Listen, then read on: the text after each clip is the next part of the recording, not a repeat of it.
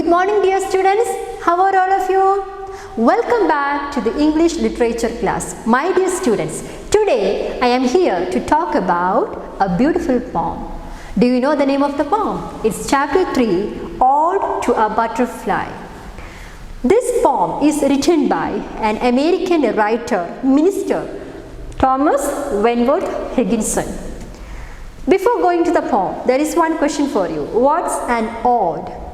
An ode is a lyric poem that addresses someone or something. In this poem, Ode to a Butterfly, the poet Thomas Higginson is addressing a beautiful butterfly. Through the lines of this poem, the poet expresses his praise and admiration for the butterfly, and he wonders at the beauty and the freedom of the butterfly. Now look at the screen, all of you. I will give an outline of this poem. In the first stanza, the poet calls the butterfly as a spark of life, because the butterflies are the most beautiful creations of this world. The butterflies are very lively and very happy creatures in this world, and they never take rest for a long time, right? They flutter and fly around the garden all the time. They are full of life. So the poet calls the butterfly a spark of life. And he says that the fluttering butterfly often has the wings that are colored in gold. And one more thing, as we know, butterflies cannot sing. It cannot make any sound. But nature has colored it with so much beauty, right? So it doesn't need any songs or words to fly among the singing birds. And according to the poet, butterflies are the most beautiful creations in this world than even the singing birds, though they are not able to sing, because they are marvelous.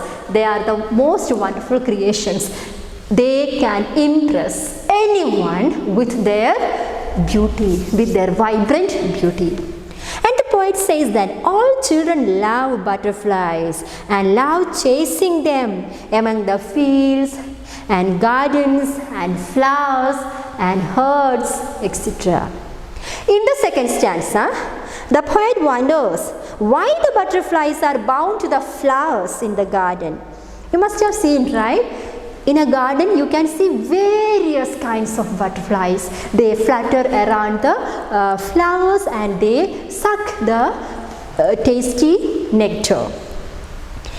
And the poet calls the butterflies, they are liberated creatures, because their wings allow them to fly wherever, whenever they want. Butterflies are leading a very mesmerizing, miraculous, envious life, the happiest life. They are the carefree, they are leading a carefree life. They are enjoying, a lot of freedom in their life. And he wonders if the flowers too will fly away. Just imagine one day, this is an assumption or imagination of the poet. He wonders one day if the flowers of the garden are also flying along with the butterflies, what will happen? Right? This is just an assumption or imagination of the poet. Correct? And he is telling us, the readers, to just imagine if the flowers and the butterflies are hovering, are fluttering or floating, flying around the garden. That would be one of the exquisite scenes in this world. The poet wonders in the third stanza if the butterflies get their vibrant beauty from the heavens. The poet thinks that whether the butterflies get their beautiful colors from the colors, the hues, the colors of the heavens. Again, he whimsically says that in the evening time, the sky will be completely spread with beautiful colors, different shades of colors, right? The evening sky is beautifully decorated with various colors, and the poet feels that the evening sky must have given its beautiful color to the wings of the butterflies. Fine. Just like how the sunset gives these beautiful colors to the sky for a few minutes, the sky also gives that beautiful color to the butterfly for a brief period of time. As we know, butterflies have a very short span of life. Okay, so for that brief period of time, butterflies are blessed with a lot of happiness. They are blessed with a lot of beauty. In the fourth stanza, the poet talks about the freedom that the butterflies enjoy. He says that birds build nest and live there and take care of their young babies. Mice also live in their holes.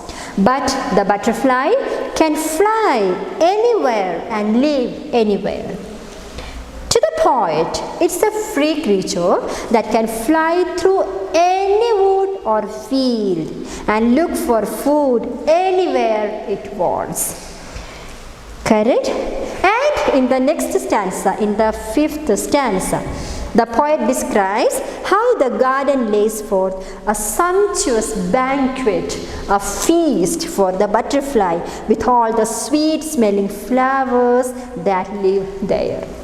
Gardens always offer, beautiful gardens always offer a sumptuous feast for the butterflies. Right? Because the sweet smelling flowers of the garden provide them a lot of delicious nectar to the butterflies to relish. He says that tiny butterfly needs only a drop of honey or nectar. Anything more will be like drugging it. The butterfly does not need a large amount of food to satisfy itself, right? Then he says that the butterfly never closes its eyes and is always sober because it eats only a little. See, the poem has 6 beautiful stanzas. Each and every stanza deals with the beauty, the life, the freedom of the beautiful butterflies. The poet concludes the poem by reflecting on how man is inspired by the butterflies to fly with freedom and happiness. He says that when death finds man, his spirit will soar into the sky much like the butterfly. He calls the butterfly immortal because it becomes a symbol of life and happiness and freedom for him, always fluttering everywhere around us.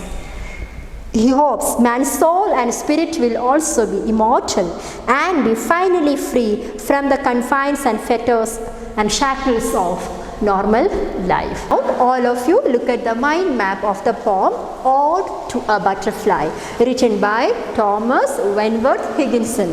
The poem Ode to a Butterfly praises the beauty and freedom that a butterfly enjoys. Though the butterfly cannot sing, nature has colored it with many beautiful colors. The butterflies enjoy a lot of freedom. Their wings allow them to fly wherever they want. The poet wonders if the butterflies get its beauty from heaven or the evening sky has given the tint, the beauty to the wings of the butterfly. Butterfly is a symbol of life and freedom. Here, the butterfly is a creature that can fly anywhere. According to the poet, butterflies are immortal, which fly around us, spread happiness, spread joy, spread beauty. Children, the poem Ode to a Butterfly conveys a deep philosophy, a great value to us. Why can't we be like a butterfly?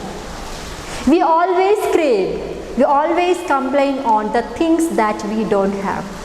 Correct? So let's just imagine butterflies are having a very short span of life. They live hardly a week or 2 weeks, right? And some of the, some other species of butterflies, they live at least 1 year, 12 months. Beyond that they will not survive. Still, though they are leading a very short span of life, in this world they remain very happy and lively. And the butterflies help others also. Butterflies help us by showing its vibrant beauty. See, seeing a butterfly fluttering around the flowers, how do we feel? Correct? Our mood will be changed by seeing a beautiful butterfly. It can elevate, stir up our mood. Correct? It can bring a positivity in us. It can bring a kind of happiness in us, right? So the very sight of a small butterfly can bring, or it can lift up our positivity. And another thing, how does butterfly help the flowers? In pollination. So though the butterfly has a very short span of time, it lives for a very less time, it remains happy, it spreads beauty, it spreads happiness around it, and it helps others also. We human beings also can be like a butterfly. We can also be satisfied and contented, happy with the things that we possess. Okay, we can also spread happiness around us. We can also spread sweet and light around us through our words and through our deeds, like a butterfly. My dear students, this is the gist of the poem Ode to a Butterfly. Thank you for watching this video. Let's meet in the next interaction session. Thank you so much. God bless you.